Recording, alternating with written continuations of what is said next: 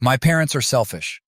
They mistreated me in childhood and turned a blind eye to everything, and when I earned a large sum of money, they came to sue me for it. My name is Matthew, and my life began in a way that few could endure. I was born into a family that should never have existed. From my earliest days, confusion and darkness were constants, overshadowing every memory I have of childhood. I never fit in, not at home, not anywhere. My parents, Linda and Paul, were the last people who should have been raising a child. Linda was cold and distant, treating me more as a burden than a son. Paul wasn't much better, he was rarely around, and when he was either buried in work or lost in a bottle. And when his anger boiled over, it was always directed at me. Linda never hid the fact that she had no desire for children. She had plans for her life, plans that didn't include the chaos of raising a child.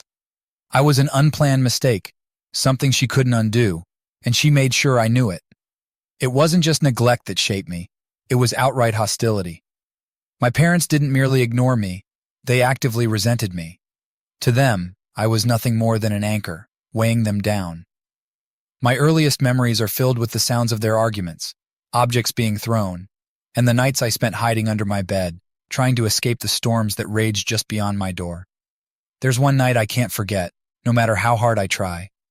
I was around 6 years old, and I had done something trivial, but it was enough to set them off. I don't remember what it was, but I remember the aftermath, the sound of glass shattering, the cold liquid running down my face, and the sharp pain that followed. Paul had thrown a bottle at me, and the broken glass cut deep into my skin. I screamed, more from shock than pain. But instead of comforting me, Linda just looked at me with disgust. "Stop your whining," she snapped. "You're pathetic." That was the night I learned not to cry, not to show weakness. It was the night I began building the walls that would protect me from them and from the world. School wasn't any better. If home was a war zone, school was a minefield. I was the weird kid, the one who didn't talk much, the one who wore the same clothes day after day because my parents didn't care enough to buy me new ones. The teachers viewed me with a mix of pity and irritation, as though I was a problem they couldn't figure out how to solve. I was always alone, the kid sitting in the corner during recess, pretending to read while the other kids played. But they didn't leave me in peace. They made it their mission to remind me every day that I didn't belong. One boy, Ryan, made it his personal goal to make my life miserable.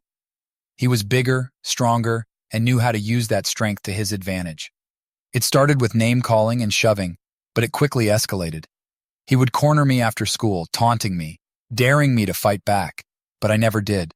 I just took it because what else could I do? I remember the day Ryan decided to take it to the next level. It was a Wednesday, I think. We were in the bathroom, and he and his friends had me trapped again. But this time, he pulled out a lighter. "Want to see something cool?" He grinned.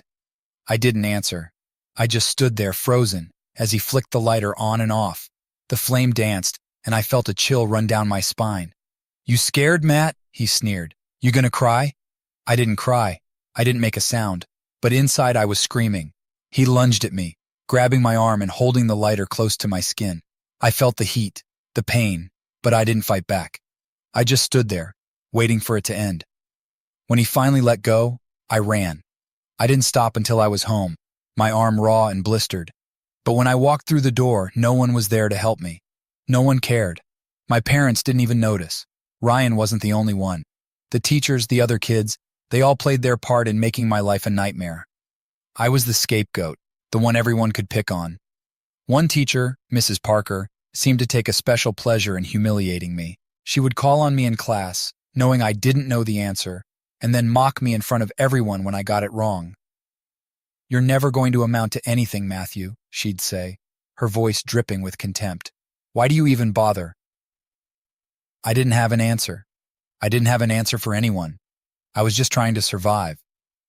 But it wasn't just the physical and emotional abuse that left scars. It was the secrets, the things that happened when no one else was around.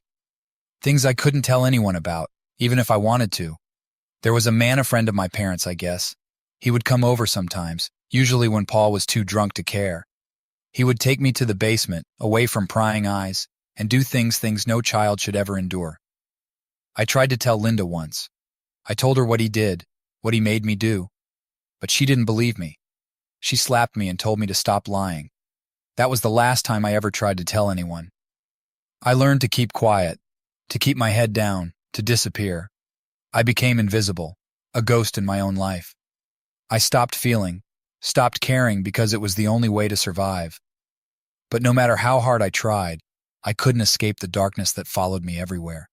It was always there, lurking, waiting to pull me under. When I was about 12, something inside me finally broke. I came home from school one day, bloodied and bruised from another run-in with Ryan. Linda was sitting in the living room, smoking a cigarette, her eyes glued to the TV. I walked past her, hoping she wouldn't notice. But she did. "What happened to you?" she demanded, her voice cold. "Nothing," I muttered, keeping my head down. "Don't lie to me," she snapped. "Who did this?" I didn't answer. I just stared at the floor, my fists clenched. "I asked you a question," she shouted, grabbing my arm and yanking me around. I don't know what came over me. Maybe it was the years of abuse, the constant pain, the sight of her standing there, so cold and unfeeling. But in that moment, I lost control. I shoved her, hard. She stumbled back, shock flashing across her face. For a moment, I thought I had won, but then her expression changed, and I knew I had made a terrible mistake. She came at me, fists flying, screaming at me, telling me how worthless I was, how she wished I'd never been born. I didn't fight back. I just let her hit me, let her get it out, because at that moment, I didn't care anymore. When she finally stopped, exhausted, she just stood there, breathing heavily, her eyes filled with anger and something that looked a lot like fear. "Get out of my sight," she hissed. "I never want to see you again." I didn't argue. I just walked out into the cold night, not knowing where I was going, only that I couldn't stay there. I wandered the streets for hours, my mind numb, my body aching. I ended up at the park, the only place where I had ever felt safe. It was late, and the park was empty, the playground cast in eerie shadows by the moonlight. I sat on the swings, staring up at the sky, wondering how my life had come to this. How had I ended up so broken, so lost? Was there any way out, or was I doomed to live in this darkness forever? I don't know how long I sat there, lost in my thoughts, but eventually, I heard footsteps behind me. I turned, expecting a stranger, but instead, it was Ryan. He was alone, his face twisted into a cruel smile. I didn't move. I just sat there waiting. "You look like crap, Matt," he sneered. "What's the matter? Your parents finally gave up on you?" I didn't answer. I just stared at him, my eyes blank. He must have seen something in my expression because he didn't hit me. He just stood there, staring at me, his smile fading. "You're pathetic," he muttered, shaking his head. "Not even worth the effort." And then he walked away, leaving me alone in the dark. I don't know how long I sat there after he left, but eventually, I stood up and started walking again, aimlessly, with no destination in mind. I ended up near the train tracks at the edge of town. I stood there, staring at the tracks, wondering if it would be easier to end it all, to step onto the tracks and let the train take me away from all the pain. But I didn't do it. Something inside me, some small spark of life, kept me from taking that final step. I turned away and started walking again, back toward home. When I got there, the house was dark and silent. My parents were either asleep or didn't care enough to wait up. I crept inside, careful not to make a sound, and went to my room. I lay down on my bed, staring up at the ceiling, my mind racing. I didn't cry. I didn't feel anything. I was just empty. That night, I realized I was truly alone. There was no one in the world who cared about me, no one who would miss me if I were gone. But I didn't die that night. I kept going, kept surviving because that's all I knew how to do. I became a master at hiding, at blending in, at making myself invisible. I learned to navigate the minefield that was my life, avoiding the explosions, taking the hits when I couldn't avoid them. I became numb to the pain, the fear, the loneliness.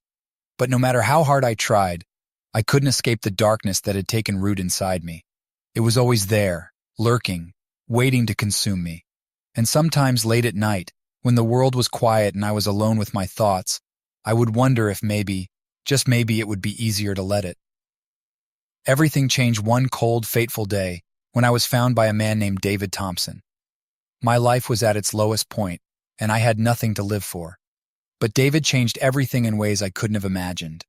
David was patient and kind, qualities that were completely foreign to me. He didn't push or pry, but offered a warmth and understanding that I had never experienced. When he invited me to his home, I resisted at first, out of fear and habit, but hunger and exhaustion eventually won, and I accepted his offer. David's house was small and unassuming at the edge of town. It was nothing like the place I had grown up in. There were no raised voices, no threats around every corner. Instead, it smelled of wood and freshly brewed coffee. It was a home, something I had never known. That night, I slept in a soft, warm bed, in a room that was mine. I had never had a room to myself before. I had never known what it felt like to be safe, to not have to worry about someone barging in, about the next beating or the next cruel word. It was like stepping into a different world. In the days that followed, David began gently coaxing me out of the shell I had built around myself. He introduced me to books, filling my mind with stories of adventure and hope, giving me an escape from the darkness that had plagued me for so long. He taught me about trust, about what it meant to care for someone without expecting anything in return. And slowly, I began to heal. David also saw something in me that no one else had potential. He encouraged me to return to school, to finish my education, and to dream of a future beyond the life I had known. I was hesitant, scared even, but with his support, I took the plunge. Returning to school was a challenge. I was years behind my peers, and the thought of facing classrooms full of teenagers who were far ahead of me was terrifying. But David was there every step of the way. He worked with me on my homework, helped me catch up, and when I felt like giving up, he reminded me how far I had come. In time, school became more than just a place to learn. It became a place where I started to find myself. In my senior year, I met 5 people who would become my closest friends: Rachel, Alex, Michael, Jenny, and Lisa. They were the first people my age who saw me as a friend, not an outcast. Rachel was bright, full of energy, and had a smile that could light up a room. Alex was quieter, but his loyalty and thoughtfulness made him someone I could always rely on. Michael was the joker of the group, always finding ways to make us laugh, even in the darkest times. Jenny was the artist, her creativity and passion bringing color into our lives. And Lisa was the one who brought us all together, her warmth and empathy creating a bond between us that felt more like family than friendship. We bonded over late-night study sessions, shared our dreams and fears, and talked about the future like it was something within our grasp. For the first time, I allowed myself to believe that maybe, just maybe, I could have a future worth living. David officially adopted me when I turned 16. I still remember the day we went to the courthouse, just the 2 of us. The judge asked if I understood what it meant, and I nodded, my heart pounding. When the adoption was finalized, I was overcome with emotion. For the first time in my life, I had a father, someone who chose me, someone who wanted me. It was a simple ceremony, but it meant everything to me.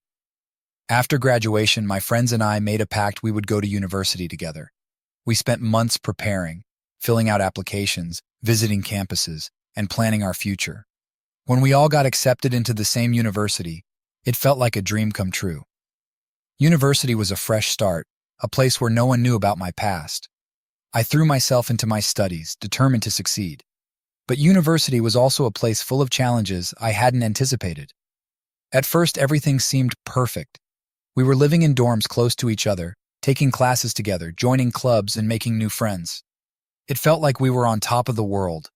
But as the semesters passed, the pressures of university life started to build. There were late nights studying for exams, an overwhelming workload, and constant pressure to succeed. And while most people were supportive, some saw me as an easy target. It started with a few snide comments, jokes about where I came from, about how I didn't belong. I tried to ignore them, focusing on my studies and my friends, but the comments kept coming, growing nastier with each passing week. A group of privileged students seemed to take pleasure in making my life difficult. They were led by a guy named Ethan, someone who exuded arrogance and entitlement. Ethan made it his mission to remind me every day that I wasn't one of them, that I was an outsider. The harassment escalated quickly. My textbooks disappeared, my assignments were mysteriously deleted from my computer, and my dorm room was vandalized more than once. The final straw came one night when I returned to my room to find it trashed, my belongings scattered, and ink poured all over my notes. I felt the old anger, the helplessness rising inside me, but this time I couldn't push it down. I was done being their victim. I was done letting them win. The next day, I confronted Ethan and his friends in the courtyard. I don't remember everything I said, but I remember the feeling like a dam breaking, all the years of pain and rage flooding out. I tore into them with words I didn't know I had in me, exposing their insecurities, their weaknesses, until they were the ones crumbling. By the time I finished, they were on their knees, crying and begging for forgiveness. I didn't feel triumph, just an overwhelming sense of release, like a weight had finally been lifted. Word spread quickly about what had happened, and no one bothered me after that. But the experience left me shaken, a reminder that the darkness inside me was still there. I realized then that I couldn't just bury the pain, I had to confront it if I was ever going to move forward. David was a rock during this time. When I told him what had happened, he didn't judge or lecture me. He simply listened, offering his unwavering support. He understood better than anyone what it meant to carry the burden of a painful past, and he helped me find a way to channel my anger into something positive. On David's suggestion, I started seeing a therapist, someone who helped me unpack the trauma I had buried. It wasn't easy, and there were days when I wanted to quit, but slowly I began to heal. I learned how to manage my emotions, how to forgive myself, and how to let go of the anger that had defined me for so long. University wasn't all darkness. There were moments of joy, of laughter, of pure happiness that I had never known before. My friends and I became inseparable, our bond growing stronger with each passing year. We celebrated each other's successes, supported each other through failures, and dreamed of the future we would build together.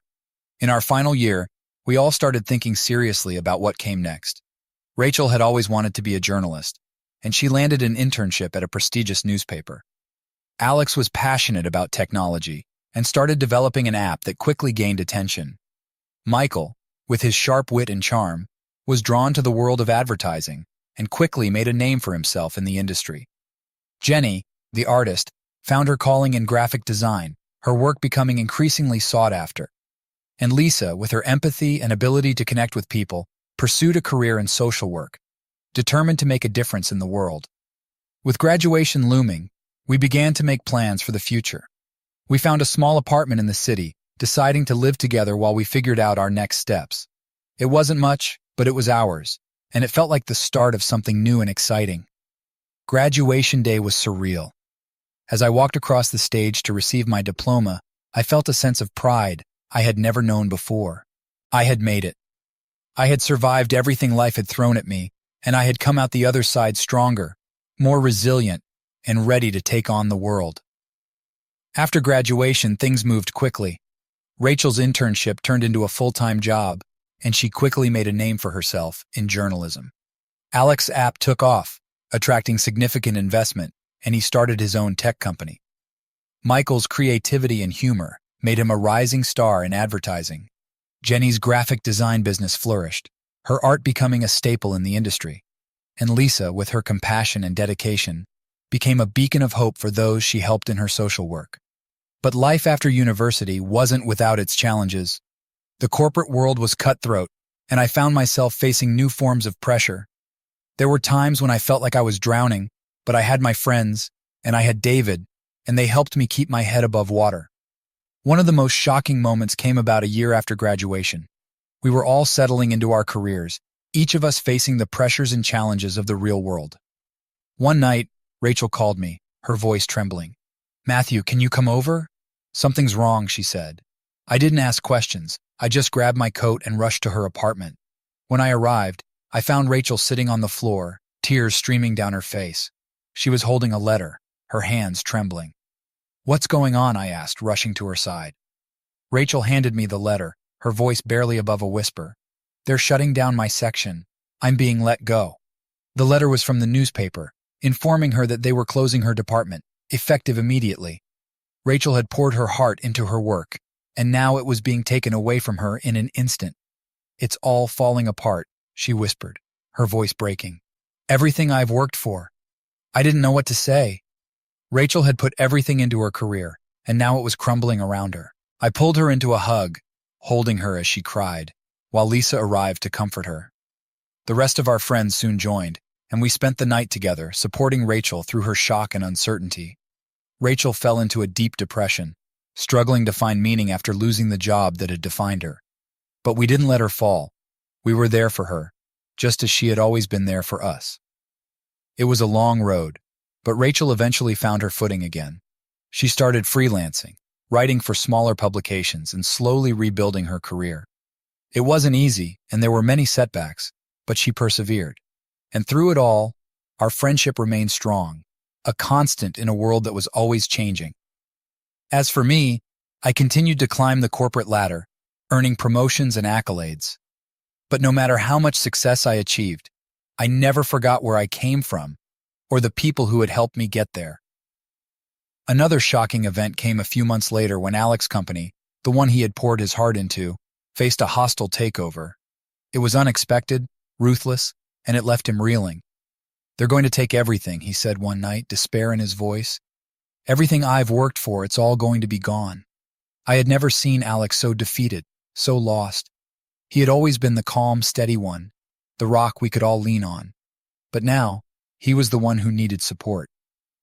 We rallied around Alex, just as we had with Rachel when she lost her job. We spent countless hours strategizing, looking for ways to fend off the takeover, but it felt like a losing battle. In the end, the takeover happened, and Alex lost control of his company. It was devastating, and for a while it seemed like he might never recover. But Alex was stronger than he realized. With our support, he picked himself up, dusted himself off, and started over. He used the money from the buyout to start a new venture, one that was smaller, but more aligned with his values. And in time, he found success again. But the most unexpected and heartbreaking event happened to Jenny. One evening, as we all gathered for dinner, Jenny received a call that her parents had been in a car accident. The news was devastating. Both of them had passed away. Jenny was crushed. Her parents had been her biggest supporters, her inspiration. Losing them left her feeling lost and broken. She retreated into herself, her once vibrant spirit dimmed by grief. We all rallied around her, trying to be there for her, but the pain was too deep. It took months for Jenny to find her way out of the darkness. She sought therapy, leaned heavily on us, and slowly began to heal. Her art, which had always been her refuge, became her therapy, helping her process the grief. Over time, she found a way to channel her pain into her work, creating pieces that resonated with others who had experienced loss. In the midst of all these challenges, Lisa and I grew closer. We had always had a special connection, but as we supported our friends through their struggles, our bond deepened. Lisa's kindness, her empathy, her ability to make everyone feel seen and heard, it drew me to her in ways I hadn't expected. We started spending more time together, just the two of us. What began as long walks and late-night conversations gradually blossomed into something more. I found myself falling in love with her, not just for the person she was, but for the way she made me feel like I was worth something, like I had finally found a place where I belonged. One night, as we sat on a hill overlooking the city, I told her how I felt. My heart pounded in my chest as I waited for her response. "I've been waiting for you to say that," she whispered, a smile lighting up her face. "I love you too, Matthew. I always have." Our relationship grew from there, deepening with each passing day. We were already best friends, but now we were partners, building a life together. Our friends were thrilled for us, supporting our relationship every step of the way. As the years passed, life continued to throw challenges our way, but through it all, we remained a team of family, in every sense of the word. We celebrated each other's successes, supported each other through failures, and faced every obstacle together. Eventually, I proposed to Lisa. It was a simple, heartfelt moment, in the place where we had shared so many of our late-night conversations. She said yes, and we began planning our future together, surrounded by the friends who had become our family. The wedding was a beautiful, intimate affair, held in a small garden that David had lovingly prepared. Rachel was my best person, with Alex, Michael, and Jenny standing by my side. The ceremony was filled with love and joy, a celebration not just of our union, but of the journey we had all taken together. As I stood there holding Lisa's hands, looking into the eyes of the woman I loved, I couldn't help but reflect on how far I had come. From the scared, broken kid I once was, I had built a life I never thought possible. I had found love, friendship, and a sense of purpose. Success has a way of attracting attention, not always the good kind. After years of building my life from the ground up, of turning my pain into power and my struggles into success, I had managed to carve out a space for myself in the world. I had a thriving career, good friends, and a future I was proud of. But just when I thought I had finally left the shadows of my past behind, they came back to haunt me in the most unexpected way. It started with a phone call I never expected to receive. I was in my office going over some reports when my assistant buzzed in. "Matthew, there's someone on the line claiming to be your parents," she said, her voice laced with confusion. I felt a cold chill run down my spine. I hadn't seen or heard from Linda and Paul in years, not since the day I walked out of their house and into David's care. They had made it clear that I was nothing to them, and I had spent my life trying to forget they ever existed. "Put them through," I said, my voice steady despite the turmoil churning inside me. There was a click, and then I heard a voice I hadn't heard in over a decade. "Matthew," my mother's voice crackled through the line. "It's been a long time." I didn't respond immediately. I wasn't sure what to say, or even if I wanted to say anything at all. "We need to talk," she continued, her tone sharp, as if she were giving me an order. "What do you want?" I asked, keeping my voice as neutral as possible. "It's about the company," she said, and I could hear the greed dripping from her words. "We've heard you've done well for yourself. And well, we're your parents. We're entitled to a share of what you've built." I clenched my fist under the desk, anger boiling beneath the surface. Entitled? After everything they had done, after all the pain and suffering they had caused, they had the audacity to demand something from me? "You have no right to anything I've built," I said coldly. "You are not my parents. You stopped being my parents the day you threw me away." There was a pause, and then my father's voice came on the line, slurred and unsteady. He was drunk, no surprise there. "Listen here, boy," he growled. "We raised you. We put a roof over your head, fed you, clothed you. You owe us." I felt the rage rising, memories of every beating, every cruel word flashing through my mind. "You didn't raise me," I snapped. "You abused me. You neglected me. You're nothing to me." There was a stunned silence on the other end of the line, and then my mother's voice came back, this time laced with venom. "We'll see about that," she hissed. "We'll see what the courts have to say about this. You can't just walk away from your family, Matthew. You owe us, and we're going to get what we deserve." The line went dead, and I sat there, seething with anger and disbelief. I had always known that my parents were toxic, but this was a new level of low, even for them. For a few days, I tried to push the conversation out of my mind, focusing on work and the life I had built. But then, a week later, a letter arrived, official, cold, and threatening. My parents were suing me for a share of my assets, claiming that as my biological parents, they were entitled to a portion of my wealth. I knew then that this wasn't going to go away. They weren't just after money, they wanted to tear down everything I had built, to drag me back into the darkness I had fought so hard to escape. But I wasn't that scared, broken kid anymore. I wasn't going to let them win.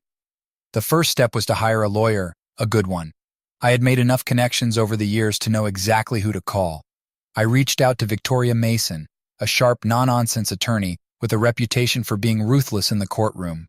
I had met her a few years back at a charity event, and I knew she was the one I needed in my corner. Victoria was tall and commanding, with a presence that demanded attention.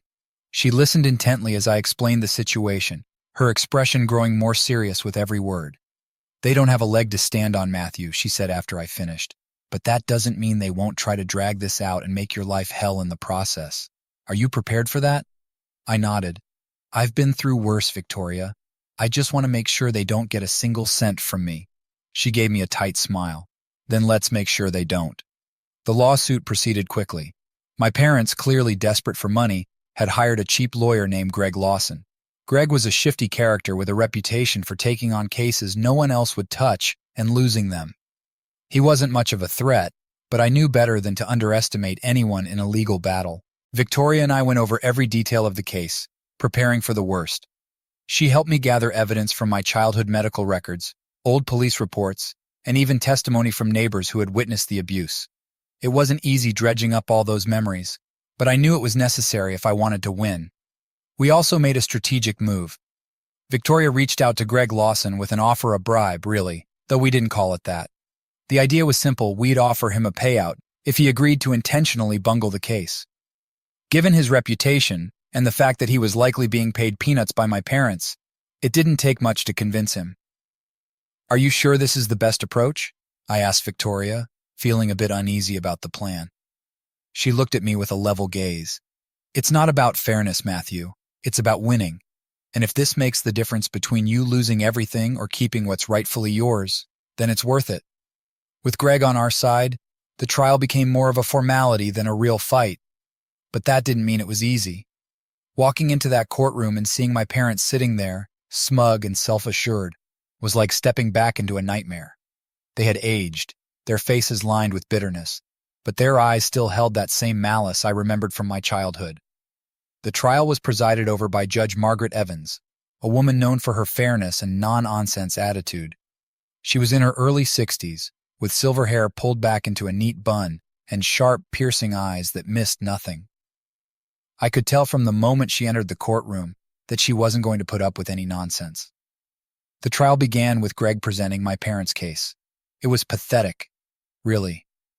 He stumbled over his words, failed to provide any substantial evidence, and even managed to contradict himself more than once. It was clear that he was in over his head, and Judge Evans' patience was wearing thin. When it was Victoria's turn, she took control of the courtroom with the same commanding presence she had in her office. She laid out the facts with precision, presenting the evidence of my parents' abuse and neglect with chilling clarity. She didn't hold back, describing in detail the injuries I had suffered at my father's hands, the nights I had spent alone and afraid, and the years of emotional torment they had put me through. As she spoke, I could see my parents' smug expressions begin to falter. They hadn't expected this. They had thought they could intimidate me, manipulate me, just like they had when I was a child. But now, they were facing the truth, laid bare for everyone to see. Victoria called me to the stand, and as I walked up, I felt a strange sense of calm wash over me. This was my moment, my chance to finally tell my story, to stand up to the people who had tried to destroy me. I took a deep breath as I faced the courtroom, my eyes locking with my parents. "I'm not here to seek revenge," I began, my voice steady. "I'm here to tell the truth." I recounted the horrors of my childhood, the beatings, the neglect, the constant fear. I spoke about the day I left, the day I found David, and how he had saved me from a life of despair. I described how I had worked tirelessly to build something of my own, to create a life worth living, and then I told them why I would never give my parents a single cent of what I had earned. "They didn't raise me," I said, my voice growing stronger with every word. "They tried to break me. They didn't care if I lived or died. And now, after all these years, they think they can come back into my life and take what I've built. But they're wrong. They're not my parents. They're just people who happened to give birth to me, and they have no right to anything I've accomplished." When I finished, the courtroom was silent. Judge Evans looked at me with something that almost resembled respect, and I felt a weight lift off my shoulders. I had said what needed to be said, and I had no regrets. Victoria wrapped up our case with a closing argument that left no room for doubt. "Matthew owes these people nothing," she said, her voice firm and unwavering. "They abandoned him, abused him, and now they're trying to take advantage of his success. But the law is on Matthew's side, and I trust that this court will see the truth for what it is." The judge called for a brief recess before delivering her verdict. I sat in the courtroom, my heart pounding in my chest, while my parents whispered furiously to each other. I could see the fear in their eyes now, the realization that they were losing, that they had underestimated me. When Judge Evans returned, the room fell silent. She looked at my parents with a cold, steely gaze before delivering her judgment. "After reviewing all the evidence, it is clear that the plaintiffs have no legal claim to the defendant's assets," she said. "The evidence presented by the defense is overwhelming, and it paints a picture of a young man who has overcome unimaginable hardship to achieve success. The plaintiffs, on the other hand, have shown nothing but greed and a complete lack of remorse for their actions." She turned her attention to me.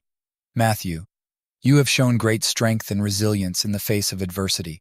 This court commends you for your achievements, and I hope you can now move forward, free from the burdens of your past." With that, she dismissed the case, and it was over. I had won. But it wasn't just a legal victory, it was a personal one. I had stood up to my parents, confronted my demons, and come out stronger on the other side. As I left the courtroom, Victoria walked beside me, a satisfied smile on her face. "You did well, Matthew," she said. "I'm proud of you." I nodded, feeling a sense of closure I hadn't expected. "Thank you, Victoria. I couldn't have done it without you." Outside the courthouse, I saw my parents one last time. They were standing on the steps, looking defeated, lost in their own misery. For a moment, I felt a pang of pity for them, but it was fleeting. They had made their choices, and now they were living with the consequences. I didn't say anything to them as I walked past. I didn't need to. I had said everything that needed to be said in that courtroom, and now it was time to move on. The victory was bittersweet, but it was a victory nonetheless. I returned to my life, to my friends, to the career I had worked so hard to build, and for the first time, I felt like I could finally put the past behind me. David was waiting for me at home, his eyes full of pride as I walked through the door. He didn't say much, just pulled me into a hug, and I knew that he understood. He had been there for me when no one else was, and now, with the trial behind me, I felt like I could finally start living the life he had always wanted for me. As the months passed, I threw myself back into work, determined to continue building the life I had fought so hard for. My career flourished, and with it my sense of purpose and fulfillment. I stayed close to Rachel, Alex, Michael, Jenny, and Lisa, our bond stronger than ever after everything we had been through together. There were still challenges, life is never without them, but I faced them with a new sense of confidence. I had confronted the darkest parts of my past and come out stronger on the other side. And I knew that whatever came next, I would be ready. Looking back now, I realized that the trial was more than just a legal battle. It was a reckoning, a chance for me to finally close the chapter on a part of my life that had haunted me for so long. It was a chance to reclaim my story, to take ownership of my life, and to say, once and for all, that I was no longer a victim. And as I look to the future, I do so with hope, with strength, and with the knowledge that I am in control of my destiny. Because I am no longer defined by the people who tried to break me, I am defined by the life I have built, by the people who love me, and by the strength I have found within myself. And that, more than anything, is the greatest victory of all.